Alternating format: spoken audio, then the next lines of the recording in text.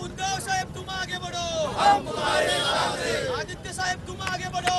ही दृश्य आपण कोल्हापुरातली बघत आहोत। कोल्हापूरमध्ये आता ठाकरे गट आक्रमक झालेला आहे।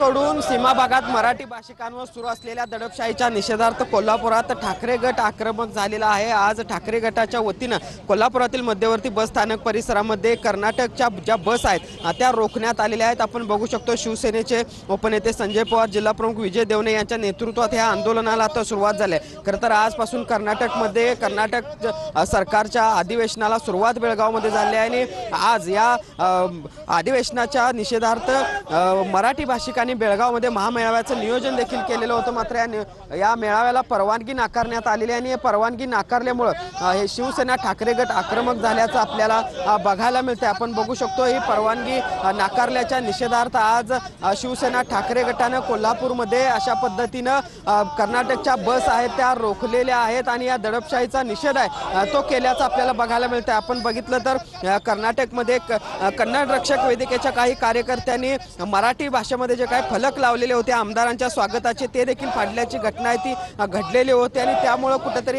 हे शिवसेना ठाकरे गटाचे नेते आहेत ते आक्रमक झाल्याचं आपल्याला बघायला मिळते। आपल्या सोबत हे आंदोलक आहेत, बोलूयात। काय सांगाल, आज पुन्हा एकदा कर्नाटक सरकारची दडपशाही बघायला मिळते? कर्नाटक सरकार दडपशाही करते। आज येणाऱ्या मराठी बांधवांना त्या मैदानामध्ये लाठीचार्ज केला जातोय। परंतु हे मुख्यमंत्र्यांना माहित नसेल का? तर नक्की माहिती असेल, परंतु देताना मात्र 10% अट आणि घेताना ती अट विसरायची ही यांची प्रवृत्ती आहे।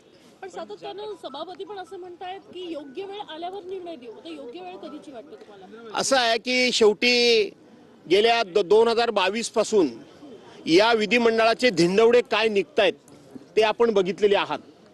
हे ज्या वेळेला उद्धव साहेबांचं सरकार पडलं तेव्हापासूनचा जर इतिहास आपण बघितला तर उपसभापतींना आमदारांनी केलेली बंडखोरी किंवा पक्षांतर्गत बंदी विरोधी कायद्यावर त्या ठिकाणी कुठलाही निर्णय घेण्याचा अधिकार नाही आणि विधानसभेच्या अध्यक्षांची निवड करण्याचा अधिकार दिला आणि त्यावेळेपासून या विधिमंडळाच्या नियमांचं, कायद्याचं, प्रथेचं, परंपरेचं कसं वाटोळं लागलेलं आहे याची अनेक उदाहरणं मी सांगू शकेन।